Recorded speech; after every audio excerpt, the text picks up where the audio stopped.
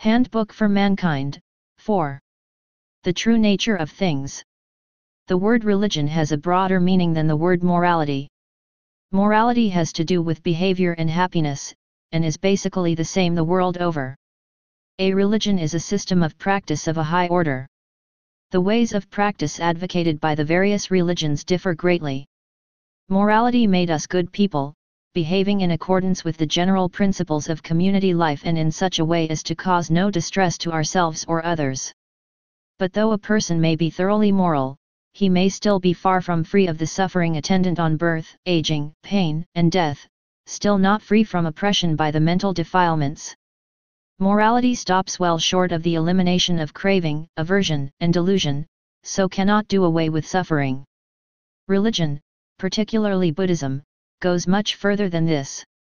It aims directly at the complete elimination of the defilements, that is, it aims at extinguishing the various kinds of suffering attendant on birth, aging, pain, and death.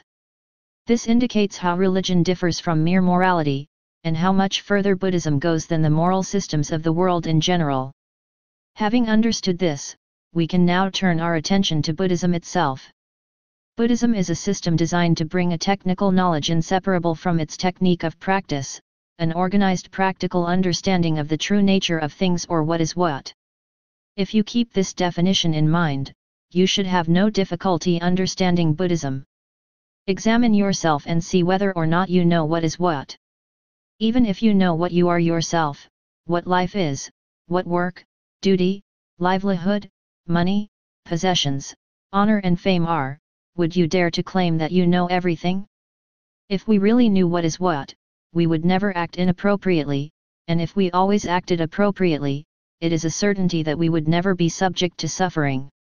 As it is, we are ignorant of the true nature of things, so we behave more or less inappropriately, and suffering results accordingly. Buddhist practice is designed to teach us how things really are. To know this in all clarity is to attain the fruit of the path, perhaps even the final fruit, nirvana, because this very knowledge is what destroys the defilements. When we come to know what is what, or the true nature of things, disenchantment with things takes the place of fascination, and deliverance from suffering comes about automatically. At the moment, we are practicing at a stage where we still do not know what things are really like, in particular, at the stage of not yet realizing that all things are impermanent and not selves. We don't as yet realize that life, all the things that we become infatuated with, like, desire and rejoice over, is impermanent, unsatisfactory and not self. It is for this reason that we become infatuated with those things, liking them, desiring them, rejoicing over them, grasping at them and clinging to them. When, by following the Buddhist method, we come to know things aright, to see clearly that they are all impermanent, unsatisfactory, and not selves. That there is really nothing about things that might make it worth attaching ourselves to them, then there will immediately come about a slipping free from the controlling power of those things. Essentially, the Buddha's teaching as we have it in the Tipitaka is nothing but the knowledge of what is what or the true nature of things, just that. Do keep to this definition. It is an adequate one and it is well to bear it in mind while one is in the course of practicing. We shall now demonstrate the validity of this definition by considering as an example the Four Noble Truths. The first noble truth, which points out that all things are suffering, tells us precisely what things are like. But we fail to realize that all things are a source of suffering and so we desire those things. If we recognized them as a source of suffering, not worth desiring, not worth grasping at and clinging to, not worth attaching ourselves to, we would be sure not to desire them. The second noble truth points out that desire is the cause of suffering. People still don't know, don't see, don't understand, that desires are the cause of suffering. They all desire this, that and the other, simply because they don't understand the nature of desire.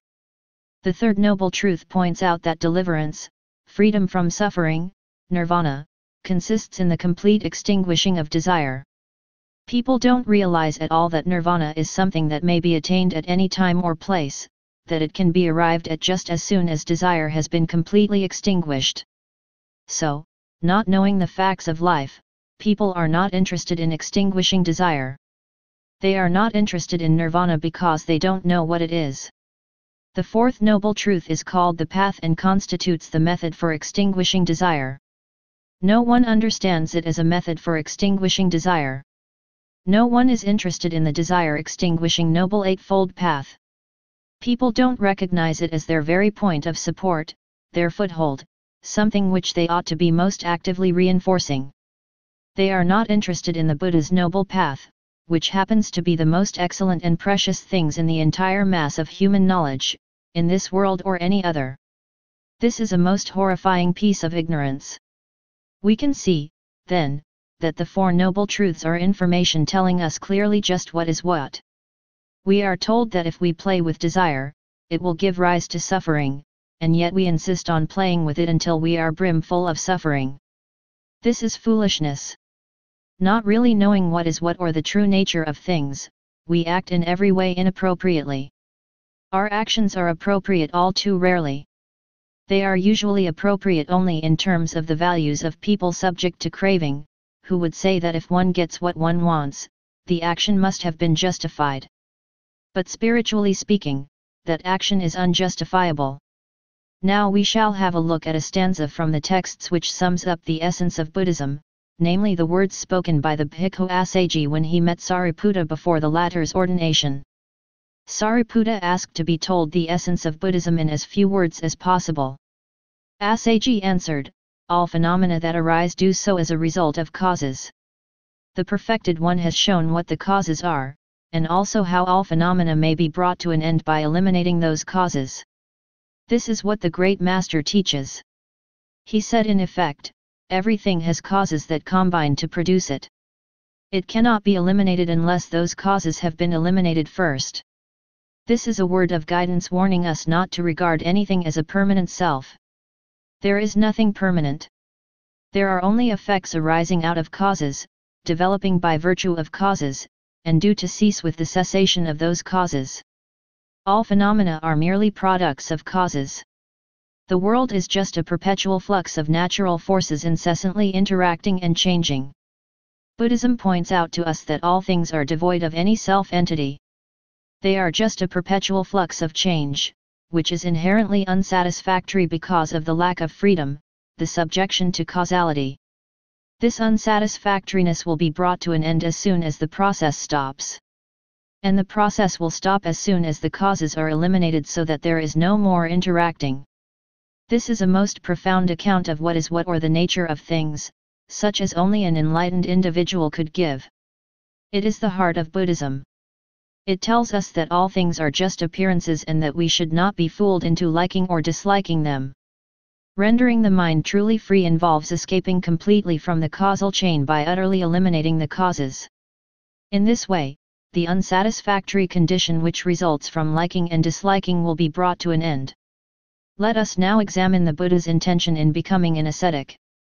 What motivated him to become a bhikkhu? This is clearly indicated in one of his discourses, in which he says that he left home and became a bhikkhu in order to answer the question, what is the good? The word good, kusala, as used here by the Buddha, refers to skillfulness, to absolutely right knowledge. He wanted to know in particular what is suffering, what is the cause of suffering, what is freedom from suffering, and what is the method that will lead to freedom from suffering.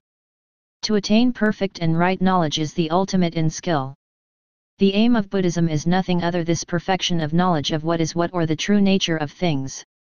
Another important Buddhist teaching is that of the three characteristics, namely impermanence, anicca, unsatisfactoriness or suffering, dukkha, and non-selfhood, anatta. Not to know this teaching is not to know Buddhism. It points out to us that all things are impermanent, anicca, all things are unsatisfactory, dukkha, and all things are not selves, anatta. In saying that all things are impermanent we mean that things change perpetually, there being no entity or self remains unchanged for even an instant. That all things are unsatisfactory means that all things have inherent in them the property of conducing to suffering and torment. They are inherently unlikable and disenchanting. That they are not selves is to say that in no thing whatsoever is there any entity which we might have a right to regard as itself or to call mine. If we grasp at things and cling to things, the result is bound to be suffering. Things are more dangerous than fire because we can at least see a fire blazing away and so don't go too close to it, whereas all things are a fire we can't see. Consequently, we go about voluntarily picking up handfuls of fire, which is invariably painful. This teaching tells us what things are like in terms of the three characteristics. Clearly, Buddhism is simply an organized practical system designed to show what is what. We have seen that we have to know the nature of things. We also have to know how to practice in order to fit in with the nature of things. There is another teaching in the texts, known as the chief of all teachings. It consists of 3 brief points. Avoid evil, do good, purify the mind. This is the principle of the practice. Knowing all things as impermanent, worthless, and not our property, and so not worth clinging to, not worth becoming infatuated with, we have to act appropriately and cautiously with respect to them. And that is to avoid evil. It implies not to break with accepted moral standards and to give up excessive craving and attachment. On the other hand, one is to do good, good as has come to be understood by wise people. These two are simply stages in morality. The third, which tells us to make the mind completely pure of every kind of contaminating element, is straight Buddhism. It tells us to make the mind free. As long as the mind is not yet free from domination by things, it cannot be a clean, pure mind. Mental freedom must come from the most profound knowledge of the what is what. As long as one lacks this knowledge, one is bound to go on mindlessly liking or disliking things in one way or another. As long as one cannot remain unmoved by things, one can hardly be called free. Basically, we human beings are subject to just 2 kinds of emotional states, liking and disliking, which correspond to pleasant and unpleasant mental feeling. We fall slaves to our moods and have no real freedom simply because we don't know the true nature of moods or what is what. Liking has the characteristic of seizing on things and taking them over. Disliking has the characteristic of pushing things away and getting rid of them. As long as these 2 kinds of emotional states exist, the mind is not yet free. As long as it is still carelessly liking and disliking this, that the other, there is no way it can be purified and freed from the tyranny of things. For this very reason, this highest teaching of Buddhism condemns grasping and clinging to things attractive and repulsive, ultimately condemning even attachment, good and evil. When the mind has been purified of these 2 emotional reactions, it will become independent of things. Other religions would have us simply avoid evil and grasp at goodness. They have us grasp at and become attached to goodness, even including the epitome of goodness, namely God. Buddhism goes much further, condemning attachment to anything at all. This attachment to goodness is right practice at the intermediate level. But it just can't take us to the high level no matter what we do. At the lowest level we avoid evil, at the intermediate level we do our utmost to do good, while at the highest level we make the mind float high above the domination of both good and evil. The condition of attachment to the fruits of goodness is not yet complete liberation from suffering. Because, while an evil person suffers in a way befitting evil persons, a good person suffers also, in a way befitting good persons. Being good, one experiences the kind of suffering appropriate to good human beings. A good celestial being experiences the suffering appropriate to celestial beings, and even a god or Brahma experiences the suffering appropriate to gods. But complete freedom from all suffering will come only when one has broken free and transcended even that which we call goodness to become an Aryan, one who has transcended the worldly condition. And ultimately to become a fully perfected individual, an arahant. Now, as we have seen, Buddhism is the teaching of the Buddha, the Enlightened One, and a Buddhist is one who practices according to the teaching of the Enlightened One. With regard to what was he enlightened? He simply knew the nature of all things. Buddhism, then, is the teaching that tells us the truth about what things are really like or what is what. It is up to us to practice until we have come to know that truth for ourselves. We may be sure that once that perfect knowledge has been attained, craving will be completely destroyed by it, because ignorance will cease to be in the very same moment that knowledge arises. Every aspect of Buddhist practice is designed to bring knowledge. Your whole purpose in setting your mind on the way of practice that will penetrate to Buddhadhamma is simply to gain knowledge. Only, do let it be right knowledge, knowledge attained through clear insight, not worldly knowledge, partial knowledge, halfway knowledge, which for example clumsily mistakes bad for good, and a source of suffering for a source of happiness. Do try your utmost to look at things in terms of suffering, and so come to know, gradually, step by step. Knowledge so gained will be Buddhist knowledge based on sound Buddhist principles. Studying by this method, even a woodcutter without book learning will be able to penetrate to the essence of Buddhism. While a religious scholar with several degrees, who is completely absorbed in studying the Tipitaka but doesn't look at things from this point of view, may not penetrate the teaching at all. Those of us who have some intelligence should be capable of investigating and examining things and coming to know their true nature. Each thing we come across we must study, in order to understand clearly its true nature. And we must understand the nature and the source of the suffering which produces, and which sets us alight and scorches us. To establish mindfulness, to watch and wait, to examine in the manner described the suffering that comes to one, this is very best way to penetrate to Buddhadhamma. It is infinitely better than learning it from the Tipitaka. Busily studying Dhamma in the Tipitaka from the linguistic or literary viewpoint is no way to come to know the true nature of things. Of course the Tipitaka is full of explanations as to the nature of things. But the trouble is that people listen to it in the manner of parrots or talking mynah birds, repeating later what they have been able to memorize. They themselves are incapable of penetrating to the true nature of things. If instead they would do some introspection and discover for themselves the facts of mental life, find out firsthand the properties of the mental defilements, of suffering, of nature, in other words of all the things in which they are involved, they would then be able to penetrate to the real Buddhadhamma. Though a person may never have seen or even heard of the Tipitaka, if he carries out detailed investigation every time suffering arises and scorches his mind, he can be said to be studying the Tipitaka directly, and far more correctly than people actually in the process of reading it. These may be just caressing the books of the Tipitaka every day without having any knowledge of the immortal Dhamma, the teaching contained within them. Likewise, we have ourselves, we make use of ourselves, we train ourselves, and we do things connected with ourselves every day. Without knowing anything about ourselves, without being able to handle adequately problems concerning ourselves, we are still very definitely subject to suffering, and craving is still present to produce more and more suffering every day as we grow older. All simply because we don't know ourselves. We still don't know the mental life we live. To get to know the Tipitaka and the profound things hidden within it is most difficult. Let us rather set about studying Buddhadhamma by getting to know our own true nature.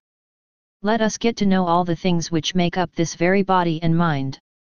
Let us learn from this life. Life which is spinning on in the cycle of desiring, acting on the desires, and reaping the results of the action, which then nourish the will to desire again, and so on, over and over incessantly.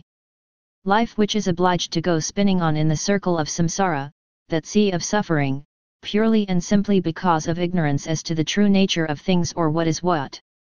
Summing up, Buddhism is an organized practical system designed to reveal to us the what is what. Once we have seen things as they really are, we no longer need anyone to teach or guide us. We can carry on practicing by ourselves. One progresses along the Aryan path just as rapidly as one eliminates the defilements and gives up inappropriate action. Ultimately one will attain to the best thing possible for a human being, what we call the fruit of the path, nirvana. This one can do by oneself simply by means of coming to know the ultimate sense of the what is what. Handbook for Mankind, 5. 3 Universal Characteristics. We shall now discuss in detail the 3 characteristics common to all things, namely impermanence, unsatisfactoriness, suffering, and non-selfhood. All things whatsoever have the property of changing incessantly, they are unstable. All things whatsoever have the characteristic of unsatisfactoriness. Seeing them evokes disillusionment and disenchantment in anyone having clear insight into their nature. Nothing whatsoever is such that we are justified in regarding it as mine. To our normally imperfect vision, things appear as selves. But as soon as our vision becomes clear, unobscured and accurate, we realize that there is no self-entity present in any of them. These three characteristics were the aspect of the teaching which the Buddha stressed more than any other. The entire teaching, when summed up, amounts simply to insight into impermanence, unsatisfactoriness, and non-selfhood.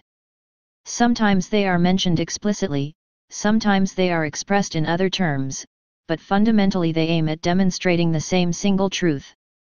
The impermanence of all things had been taught before the time of the Buddha. But it had not been expounded as profoundly as it was by the Buddha. Unsatisfactoriness, likewise, had been taught but not in its full depth. It had not been treated from the point of view of causation, and no directions had been given as to how it could be thoroughly and completely done away with. Earlier teachers had not understood its true nature as did the Buddha in his enlightenment. As for non-selfhood in the ultimate sense, this is taught only in Buddhism. This doctrine tells us that a person who has complete understanding of the what is what, or the nature of things, will know that nothing whatsoever is a self or belongs to a self. This was taught only by the Buddha, who truly had a complete and thorough understanding of the what is what, or the true nature of things. The ways of practice designed to bring about insight in these three characteristics are numerous. But one single noteworthy fact is bound to be revealed once that perfect insight has been attained, namely the fact that nothing is worth grasping at or clinging to. There is nothing that we should want to get, to have, to be. In short, nothing is worth getting, nothing is worth being. Only when one has come to perceive that having anything or being anything is a delusion, a deception, a mirage, and that nothing at all is worth getting or worth being, has one achieved true insight into impermanence, unsatisfactoriness, and non-selfhood. A man may have been reciting the formula, anicca, dukkha, anatta, morning and evening hundreds and thousands of times and yet not be able to perceive these characteristics. It is just not in their nature to be perceptible through hearing or reciting. Now, intuitive insight, or what we call seeing Dhamma, is not by any means the same thing as rational thinking. One will never come to see Dhamma by means of rational thinking. Intuitive insight can be gained only by means of a true inner realization. For instance, suppose we are examining a situation where we had thoughtlessly become quite wrapped up in something which later caused us suffering. If, on looking closely at the actual course of events, we become genuinely fed up, disillusioned and disenchanted with that thing, we can be said to have seen Dhamma, or to have gained clear insight. This clear insight may develop in time until it is perfected, and has the power to bring liberation from all things. If a person recites aloud anicca, dukkha, anatta, or examines these characteristics day and night without ever becoming disenchanted with things, without ever losing the desire to get things or to be something, or the desire to cling to things, that person has not yet attained to insight. In short, then, insight into impermanence, unsatisfactoriness, and non-selfhood amounts to realizing that nothing is worth getting or worth being. There is a word in Buddhism that covers this completely, the word sunyata, or emptiness. Emptiness of selfhood, emptiness of any essence that we might have a right to cling to with all our might as being mine. Observation, which leads to the insight that all things are devoid of any essence that is worth clinging to, is the real core of the religion. It is the key to Buddhist practice.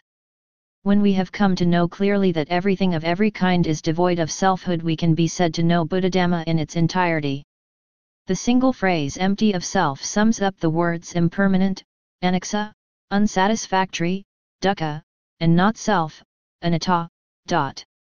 When something is perpetually changing, devoid of any permanent unchanging element, it can also be said to be empty. When it is seen to be overflowing with the property of inducing disillusionment, it can be described as empty of any entity that we might have a right to cling to. And when we discover on examination that it possesses no stable component whatever that could be self, that it is simply nature, changing and fluctuating in accordance with the laws of nature, which we have no right to call a self, then it can be described as empty of self. As soon as any individual has come to perceive the emptiness of things, there arises in him the realization that it is not worth getting or being any of those things. This feeling of not desiring to get or to be has the power to protect one from falling slave to the defilements or to any kind of emotional involvement. Once an individual has attained this condition, he is thenceforth incapable of any unwholesome state of mind. He does become carried away by or involved in anything. He does not become in any way attracted or seduced by anything. His mind knows permanent liberty and independence, and is free from suffering. The statement "nothing is worth getting or being" is to be understood in a rather special sense. The words get and be refer here to getting and being with a deluded mind, with a mind that grasps and clings wholly and entirely. It is not suggested that one could live without having or being an thing at all. Normally there are certain things one can't do without. One needs property, children, wife, garden, field, and so on. One is to be good, one can't help being a winner or a loser, or having some status or other. One can't help being something or other. Why then are we taught to regard things as not worth getting or being? The answer is this: the concepts of getting and being are purely relative, they are worldly ideas based on ignorance. Speaking in terms of pure reality, or absolute truth, we cannot get or be anything at all. And why? Simply because both the person who is to do the getting and the thing that is to be got are impermanent, unsatisfactory, suffering, and nobody's property. But an individual who doesn't perceive this will naturally think "I am getting, I have, I am."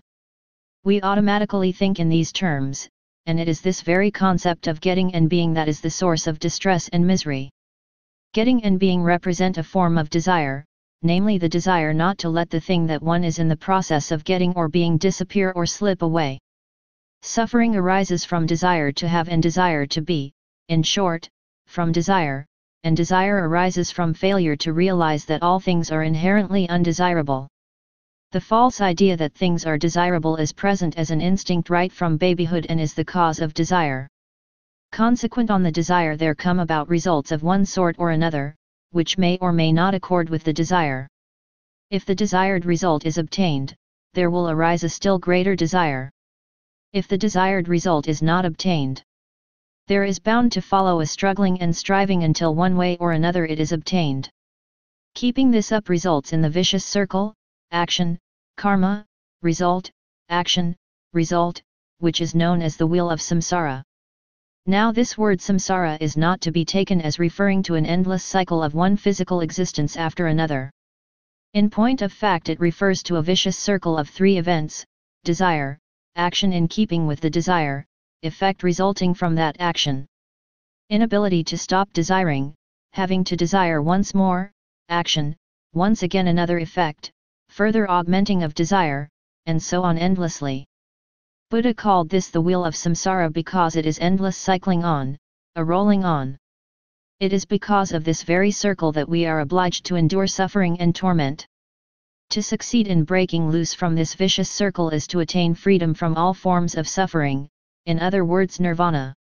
Regardless of whether a person is a pauper or a millionaire, a king or an emperor, a celestial being or a god, or anything at all, as long as he is caught up in this vicious circle, he is obliged to experience suffering and torment of one kind or another, in keeping with his desire. We can say then that this wheel of samsara is well and truly overloaded with suffering. For the rectifying of this situation morality is quite inadequate.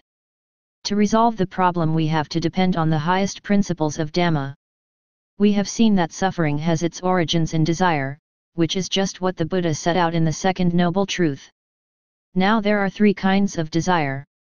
The first kind is sensual desire, desiring and finding pleasure in things, in shapes and colors, sounds, scents, tastes, or tactile objects.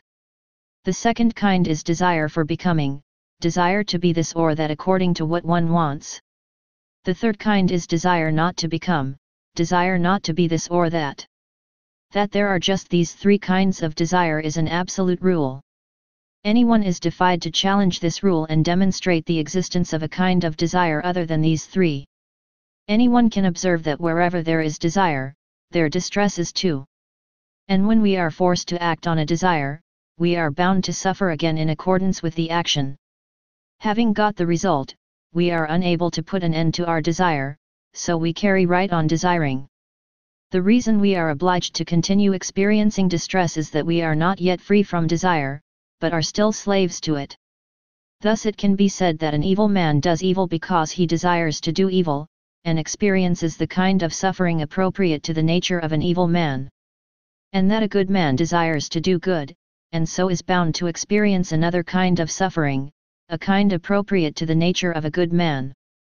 But don't understand this as teaching us to give up doing good. It is simply teaching us to realize that there exist degrees of suffering so fine that the average man cannot detect them. We have to act on the Buddha's advice. If we are to break free from suffering completely, simply doing good is not sufficient. It is necessary to do things beyond and above the doing of good, things that will serve to free the mind from the condition of serfdom and slavery to desire of any kind. This is the quintessence of the Buddha's teaching. It cannot be bettered or equaled by any other religion in the world, so ought to be carefully remembered. To succeed in overcoming these three forms of desire is to attain complete liberation from suffering. How can we eliminate desire, extinguish it, cut it out at its roots and put an end to it for good? The answer to this is simply, observe and take note of impermanence, unsatisfactoriness, suffering, and non-selfhood until we come to see that there is nothing worth desiring. What is there worth getting or being? What is there such that when a person has got it or becomes it, it fails to give rise to some kind of suffering? Ask yourself this question: what is there that you can get or be that will not bring distress and anxiety? Think it over. Does having a wife and children lead to lightheartedness and freedom, or does it bring all sorts of responsibilities?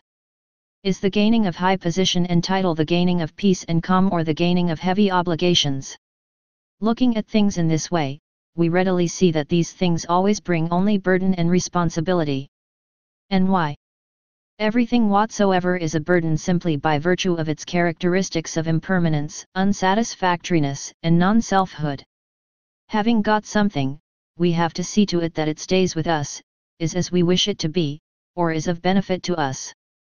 But that thing is by nature impermanent, unsatisfactory, and nobody's property. It cannot conform to the aims and objectives of anyone. It will only change as is its nature. All our efforts, then, are an attempt to oppose and withstand the law of change. And life, as an attempt to make things conform to our wishes, is fraught with difficulty, suffering. There exists a technique for coming to realize that nothing at all is worth getting or being. It consists in examining things deeply enough to discover that in the presence of craving one has feelings of a certain kind towards getting and being. That when desire has given way completely to insight into the true nature of things, one's attitude towards getting and being is rather different. As an easy example, let us consider eating. One man's eating accompanied by craving and desire for delicious tastes must have certain features that distinguish it from another man's eating, which is accompanied not by desire, but by clear comprehension, or insight into the true nature of things. Their eating manners must differ, their feelings while eating must differ, and so must the results arising from their eating. Now what we have to realize is that one can still eat food even though one lacks all craving for delicious tastes. The Buddha and Arahants, individuals devoid of craving, were still able to do things and be things. They were still able to do work, far more in fact than any of us can with all our desires. What was the power by virtue of which they did it? What corresponded to the power of craving, of desiring to be this or that, by virtue of which we do things? The answer is that they did it by the power of insight, clear and thorough knowledge of what is what, or the true nature of things. We by contrast are motivated by desire, with the result that we are, unlike them, continually subject to suffering. They did not desire to get or possess anything, and as a result others were benefited thanks to their benevolence. Their wisdom told them to make it known rather than remain indifferent, and so they were able to pass the teaching on to us. Freedom from craving brings many incidental benefits. A body and mind freed from craving can look for and partake of food motivated by intelligent discrimination and not, as before, by desire. If we wish to break free from suffering, following the footsteps of the Buddha and the Arahants, then we must train ourselves to act with discrimination rather than with craving. If you are a student, then learn how to distinguish right from wrong, good from bad, and verify that studying is the very best thing for you to be doing. If you have a job of some kind, then learn how to distinguish right from wrong, good from bad, and satisfy yourself that that job is the best thing for you to be doing, and of benefit to all concerned. Then do it well, and with all the coolness and equanimity your insight provides. If, in doing something, we are motivated by desire, then we worry while doing it and we worry when we have finished. But if we do it with the guiding power of discrimination, we shall not be worried at all. This is the difference it makes. It is essential, then, that we be always aware that, in reality all things are impermanent, unsatisfactory, and not selves. That is, that they are not worth getting or being. If we are to become involved in them, then let us do so with discrimination and our actions will not be contaminated with desire. If we act wisely, we shall be free of suffering right from beginning to end.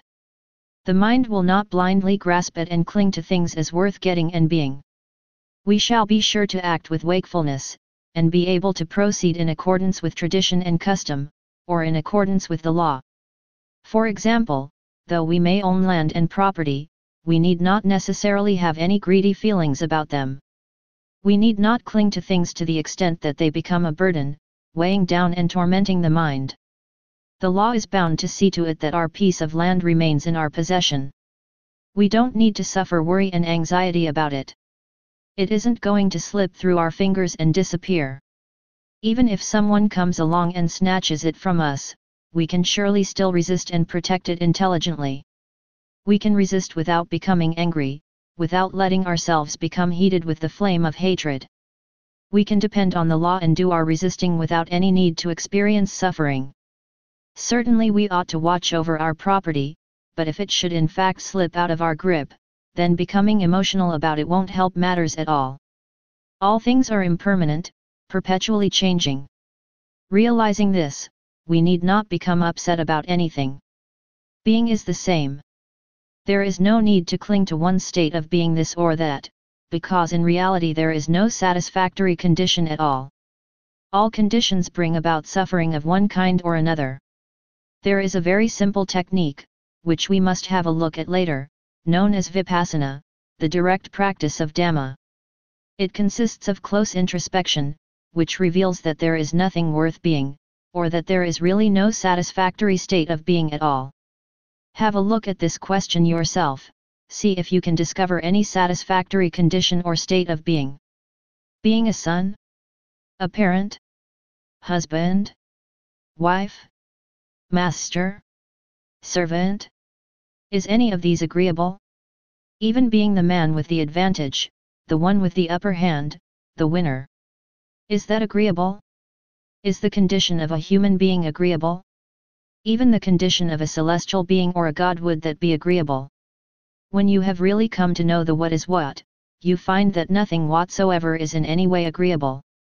We are making do with mindlessly getting and being. But why should we go risking life and limb by getting and being blindly, always acting on desire? It behoves us to understand things and live wisely, involving ourselves in things in such a way that they cause a minimum of suffering, or ideally, none at all. Here is another point we must bring to our fellow men, our friends, and particularly our relatives and those close to us. The understanding that this is how things are, so that they may have the same right view as we have. There will then be no upsets in the family, the town, the country, and ultimately in the whole world. Each individual mind will be immune to desire, neither grasping at nor becoming wrapped up in anything or anyone. Instead, everyone's life will be guided by insight, by the ever-present, unobscured vision that there is in reality nothing that we can grasp at and cling to. Everyone will come to realize that all things are impermanent, unsatisfactory, and devoid of any self-entity, that none of them are worth becoming infatuated with. It is up to us to have the sense to give them up, to have right views, in keeping with the Buddha's teaching. A person who has done this is fit to be called a true Buddhist. Though he may never have been ordained nor even taken the precepts, he will have truly penetrated to Buddha, Dhamma, and Sangha. His mind will be identical with that of Buddha, Dhamma, and Sangha. It will be uncontaminated, enlightened and tranquil, simply by virtue of not grasping at anything as worth getting or worth being. So a person can readily become a genuine, full-fledged Buddhist simply by means of this technique of being observant, perceiving impermanence, unsatisfactoriness, selfhood, until he comes to realize that there is nothing worth getting or being.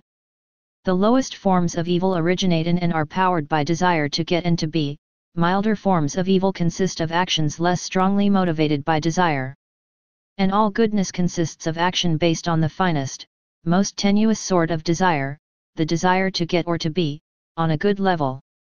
Even in its highest forms, good is based on desire, which, however, is so fine and tenuous that people don't consider it in any way a bad thing. The fact is, however, that good action can never bring complete freedom from suffering. A person who has become free from desire, that is to say an arahant, is one who has ceased acting on desire and has become incapable of doing evil. His actions lie outside the categories of good and evil. His mind is free and has transcended the limitations of good and evil. Thus he is completely free of suffering. This is a fundamental principle of Buddhism.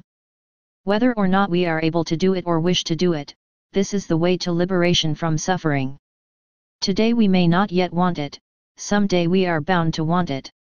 When we have completely given up evil and have done good to our utmost, the mind will still be weighed down with various kinds of attenuated desire.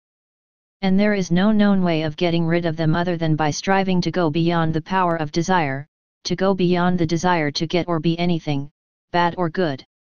If there is to be nirvana, freedom from suffering of every kind, there has to be absolute and complete absence of desire. In short, to know what is what in the ultimate sense is to see everything as impermanent, unsatisfactory, and devoid of selfhood. When we really know this, the mind comes to see things in such a way that it does not cling to get or to be anything.